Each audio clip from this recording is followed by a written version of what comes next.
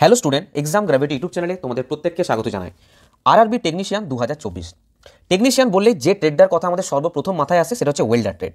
এর কারণ কি, আমি আগের দিনই বলেছিলাম যে ওয়েল্ডার এমন একটা ট্রেড যারা এলপির ফর্ম ফিল আপ করতে পারে না, শুধু রেলওয়ে টেকনিশিয়ানেরই ফর্ম ফিল আপ করতে পারে। তো সেই ওয়েল্ডার ট্রেডের আজকে আমরা সিলেবাস নিয়ে ডিটেলস আলোচনা করবো, একদম মিলাবরলি ফুল ডিটেলস আলোচনা করবো এর কি সিলেবাস আছে। কিন্তু এই ভিডিওটা শুরু করার আগে তোমাদের কিছু ডাউট আমি দূর করতে চাই। সেই ডাউটটা হচ্ছে এই ভিডিওটা নিয়ে। আমি দুদিন আগে একটা ভিডিও দিয়েছিলাম যেখানে আমি বলেছিলাম যে ওয়েল্ডারের ফাউন্ডেশন ব্যাচ স্টার্ট হতে চলেছে আমাদের পেড কোর্সে। ঠিক আছে, সম্পূর্ণ ভিডিওটা দেখবে। আমি ওই জন্যই বলি যে সম্পূর্ণ পুরো ভিডিওটা দেখো, দরকার হলে স্পিড বাড়িয়ে নিয়ে দেখো, যাতে কোথাও কোনো ডাউট না থাকে। আমি এটার ব্যাপারে ডিটেলসে তোমাদের বলেছি, কিন্তু এরপরও মেনলি তোমাদের এই ভিডিওটার উপরে তিনটে সমস্যা হয়েছে। আমাদের পেড কোর্সে ওয়েল্ডারের ফাউন্ডেশন ব্যাচ স্টার্ট হয়েছে দুদিন আগে, যেটা সম্পূর্ণ অনলাইন ব্যাচ। ঠিক আছে, তো এখানে প্রথম যে ডাউটটা তোমাদের হয়েছে প্রাইস নিয়ে, যেটা কিনা আমি এই ভিডিওতে সম্পূর্ণ বলেছি কি প্রাইস আছে না আছে। সেকেন্ড প্রবলেম ক্রিয়েট হয়েছে যে কি করে এই কোর্সটাকে বাই করবো, আর থার্ড হচ্ছে সিলেবাস। তো আমি এক এক করে একদম এই ভিডিওটা যদি করে দেখে না থাকো, একবার ভিডিওটা গিয়ে দেখো। এখানে আমি ডিটেলসে বলেছি, এখানে আমি শর্টভাবে তোমাদেরকে আরেকবার বলে দিচ্ছি। যারা প্রাইস নিয়ে ডাউট হচ্ছিল, আমি তাদের প্রাইস আবারও বলছি। এটার প্রাইস রাখা হয়েছে মাত্র 699 টাকা। রেলওয়ে স্টুডেন্টদের সাথে যে সিট সংখ্যাটা বার করেছে বা স্টুডেন্টদের কথা মাথায় রেখে এই প্রাইসটা, যারা এখনও পর্যন্ত ভাবছো যে 1499 টাকা প্রাইস আছে, এই প্রাইসটা কিন্তু নেই। এই প্রাইসটা আগে ছিল, এখন যে প্রাইসটা রাখা হয়েছে 699 টাকা। ব্যাস, এতেই তোমাদের পুরো কোর্স কমপ্লিট। শুধু ওয়েল্ডার নয়, ইলেকট্রিশিয়ানের যারা কথা বলছি, ইলেকট্রিশিয়ান বলো, ফিটার বলো, টানার বলো, ওয়্যারম্যান বলো, এবং ওয়েল্ডারের মাত্র 699 টাকা। আশা করি প্রাইস নিয়ে তোমাদের আর কোনো ডাউট নেই। সেকেন্ড প্রবলেম ছিল স্যার বাই করবো কী করে। দেখো, এই যে ব্যাচটা, এই ব্যাচটা তোমরা সম্পূর্ণ recording video, chapter wise theory class, MCQ এবং হাইলাইট করা আছে, সম্পূর্ণ বাংলা ভাষায় বোঝানো হবে প্রতিটা ক্লাস, এবং প্রিন্ট করার মতন পিডিএফ দেওয়া হবে। 699 টাকা প্রাইস ভেবে কেউ ভাববে না যে কোর্সের কোনো কোয়ালিটিতে কম্প্রোমাইজ করেছি। এই কোর্সটা যদি আমি 2000 টাকাতেও তোমাদেরকে দিই সেটাও কম পড়বে, কারণ কোর্সটা এতটাই সুন্দরভাবে সাজানো আছে। ঠিক আছে, কোয়ালিটিতে কোনো রকম কোনো জায়গায় কম্প্রোমাইজ করা হয়নি।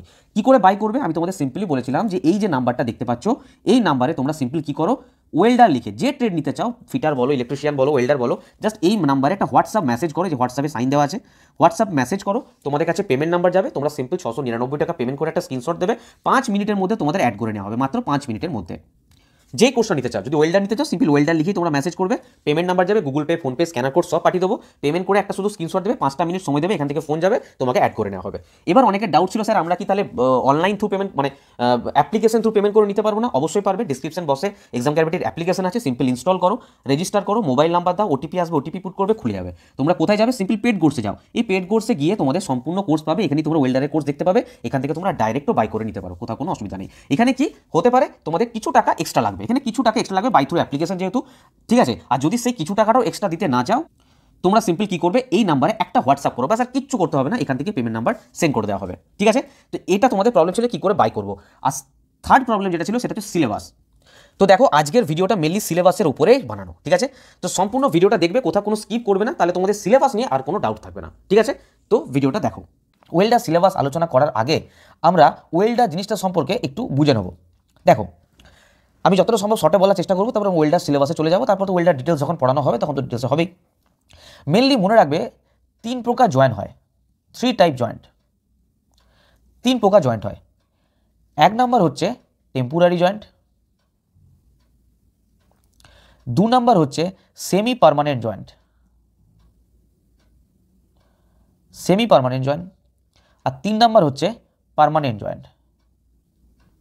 টেম্পোরারি মানে বুঝতে পারছো তো, মানে যেটা পরে যে জয়েন্টটাকে সহজে ভেঙে ফেলা যাবে, টেম্পোরারি জয়েন্ট মানে যেটা অলওয়েজ চট করে ভেঙে ফেলা যাবে, কোনো প্রবলেম নয়। সেমি পার্মানেন্ট, আচ্ছা জয়েন্ট আমরা অলওয়েজ জানি যে মানে কোনো আলাদা আলাদা দুটো মেটেরিয়ালসের মধ্যে জোড়া লাগানো জয়েন্ট।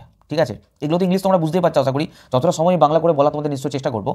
কিছু কিছু জিনিস তো মানে ইংলিশ বুঝতে পারবে, জয়েন্টের আবার বাংলা কী হয়, তাই না? তো টেম্পোরারি হচ্ছে সহজে যেটা আমরা টেম্পোরারি জয়েন্ট করছি, কিছু করেছে সাময়িকভাবে।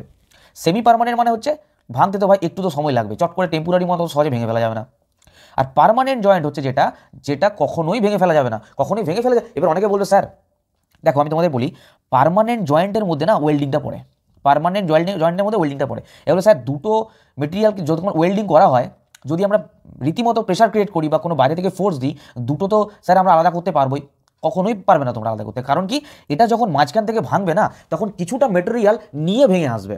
এর কারণটা আমি তোমাদের একটু পরেই বলছি, তখন বুঝতে পারো। যখন আমি তোমাদের লোকালাইজড কলিশনসের ব্যাপারে বলবো, তখন তোমরা এই জিনিসটা বুঝতে পারবে যে কেন মানে এটা পার্মানেন্ট জয়েন্ট কেন, বা এটা মাঝখান থেকে ভেঙে ফেললে কিছুটা নিয়ে উঠে আসে কেন, কিসের জন্য। দেখো, তার জন্য তোমাদের যেটা বুঝতে হবে, আমি এটা মুছে দিচ্ছি। ঠিক আছে, নেক্সট স্লাইড দেখো। তার জন্য তোমাদের যেটা বুঝতে হবে সেটা হচ্ছে localise collision, COA, localise collision. এই জিনিসটা কি ভালো করে বোঝার চেষ্টা করুন, একটা ছবি এঁকে বোঝানোর চেষ্টা করি। সাপোজ ধরো এটা একটা মেটেরিয়াল আছে, এটা একটা মেটেরিয়াল, ধরো চলো বাদ দাও, এটা একটা মেটেরিয়াল আছে, আমি কালারটা চেঞ্জ করে নিই। এই মেটেরিয়ালটা ধরো অনেকগুলো, মানে কি বলবো, বহুত মলিকুল আছে, অনেক অনেক অনেক অনেক মলিকুল আছে। তো ছাড়ো, আমি একটা পার্টিকুলার কোনো জায়গার কথা বলছি। সাপোজ ধরো এই জায়গাটার কথা বলছি, এই জায়গাটার কথা। এখানে কি আছে না, অনেক মলিকিউল আছে। আমি তো বড় করে দেখাচ্ছি, এত বড় তো হয় না, তোমরাও জানো, খালি চোখে দেখা সম্ভবই নয়। তোর এখানে মলিকিউল আছে, ভালো করে বুঝবে। এবার ধরো দেখো, অ্যাকচুয়ালি কলিশন কথাটার মানেটা কি বলতো? মানে হচ্ছে দুই বা ততোধিক অ্যাটম একে অপরের সাথে মিলিত হয়ে যখন একটা সিঙ্গেল স্ট্রং বন্ড বানায়, তখন সেটাকে কলিশন বলা হয়। এখানে কি হয়, এই যে ছোট ছোট ছোট ছোট ছোট ছোট যে মলিকিউলগুলো আছে না, এটা একে অপরের সঙ্গে জুড়ে গিয়ে একটা স্ট্রং বন্ড বানাবে এই জায়গাটা। আর এই জিনিসটাকে বলা হচ্ছে কলিশন। বোঝা গেল? এটা অ্যাকচুয়ালি কী হয় বলো তো? ফিউশন ঘটে। যখন এই ফিউশন ঘটে না, ধরো সাপোজ এই দুটো মেটেরিয়ালের মধ্যে আমি জোড়া লাগাচ্ছি, ধরো এখানে একটা মেটেরিয়াল আছে আর এখানে একটা মেটেরিয়াল আছে, জোড়া লাগাচ্ছি, এই জায়গাটা আমি জোড়া লাগাচ্ছি। কি হয় না, এই জায়গাটার মধ্যে যে অ্যাটম আছে না, এই জায়গাটার মধ্যে যে অ্যাটম আছে, এটা কি হয়, ফিউশন ঘটে এদের মধ্যে ফিউশন ঘটে কি মলিকিউল ফিউশন ঘটে, মলিকিউলগুলো ফিউজ হয় দিয়ে একটা স্ট্রং বন্ড গঠন করে দেয়, একটা স্ট্রং বন্ড গঠন করে এদের মধ্যে। ঠিক আছে?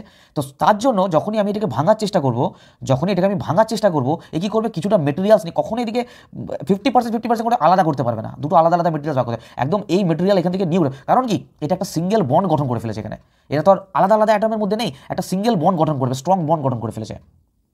বোঝা গেল? এবার অনেকে বলে যে ওয়েল্ডিং হলেই হিট জেনারেট হবেই, প্রেসার জেনারেট হবেই। ঠিক আছে, এইগুলো কিন্তু নাও হতে পারে। হিট আমরা পরবর্তীকালে পূর্ব সমস্ত কিছু এখন সব বললে বুঝবে না।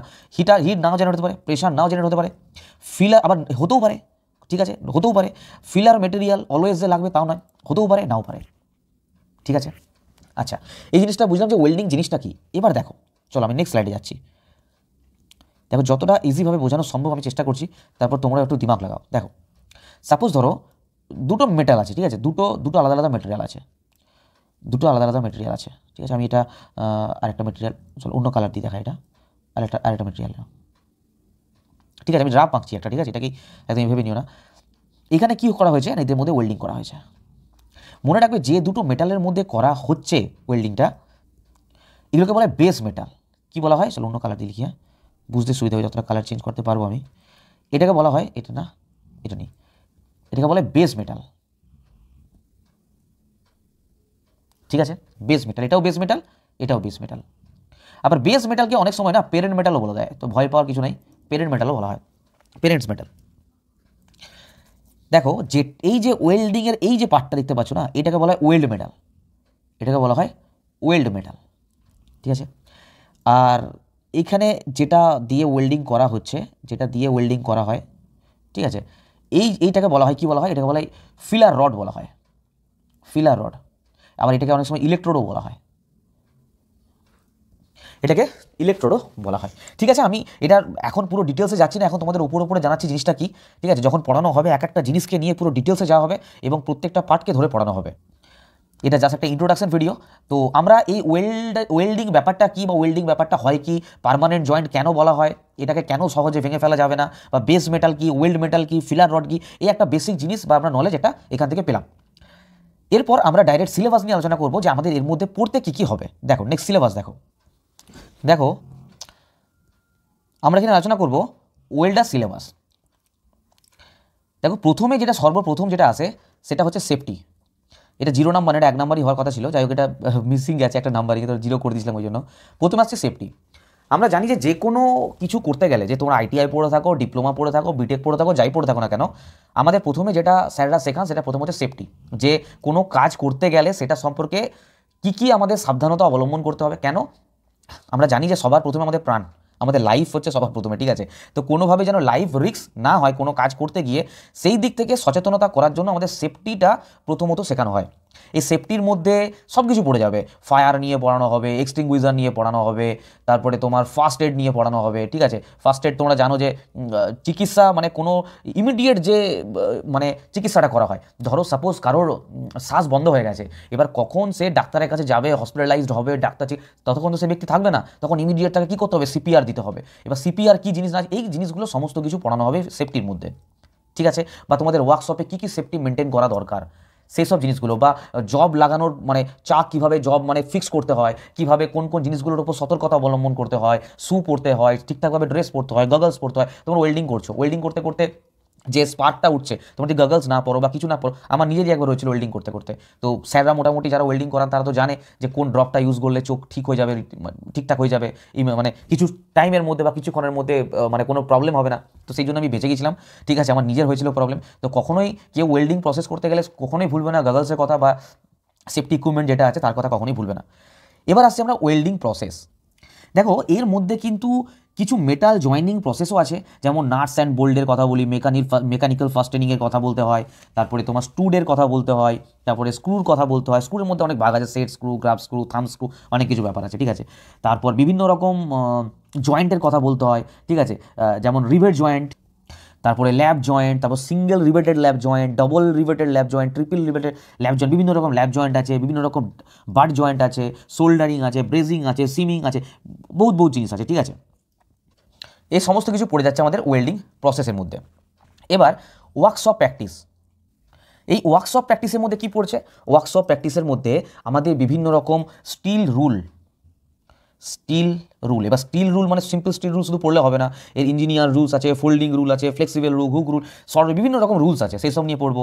ম্যাগনিফাইং গ্লাসের সম্বন্ধে পড়বো। তারপর আমরা স্ক্রাইবার সম্বন্ধে পড়বো, স্ক্রাইবার, SCRIBER, স্ক্রাইবার সম্বন্ধে পড়বো। তারপর স্ক্রাইবারে তো আরও ভাগ আছে, বিভিন্ন রকম পকেট স্ক্রাইবার কী হয়, তারপর ডবল এন্ডেড স্ক্রাইবার কী হয়, নাইফ এজ স্ক্রাইবার কী হয়, বিভিন্ন রকম স্ক্রাইবার আছে। তারপর ডিভাইডার আছে, ডিভাইডার, ঠিক আছে। তারপর ডেটাম নিয়ে পড়বো আমরা। তারপর ক্যালিপার নিয়ে পড়বো, ক্যালিপার, ঠিক আছে। তারপর ট্র্যামাল নিয়ে পড়বো, তারপর পাঞ্চ পড়বো, পাঞ্চ, বিভিন্ন রকম পাঞ্চ আছে, প্রিক পাঞ্চ আছে, সেন্টার পাঞ্চ আছে, তারপর ড্রিফট পাঞ্চ আছে, লেটার পাঞ্চ আছে, নাম্বার পাঞ্চ, বিভিন্ন রকম পাঞ্চ আছে, সেগুলো নিয়ে পড়বো। তারপর হ্যামার নিয়ে পড়বো, হ্যামার, ঠিক আছে। হ্যামারের ফেস কী হয়, পিন কী হয়, চিক কী হয়, আই হোল কী হয়, তারপরে হ্যামারের বিভিন্ন রকম ভাগ, ball pin hammer, cross pin hammer, straight pin hammer, বিভিন্ন রকম পড়বো। তারপর ভাইস নিয়ে পড়বো, আমরা শুনেছি বেঞ্চ ভাইসের কথা ম্যাক্সিমাম টাইম, বেঞ্চ ভাইস নিয়ে পড়বো। তারপর স্ক্রু ড্রাইভার নিয়ে পড়বো।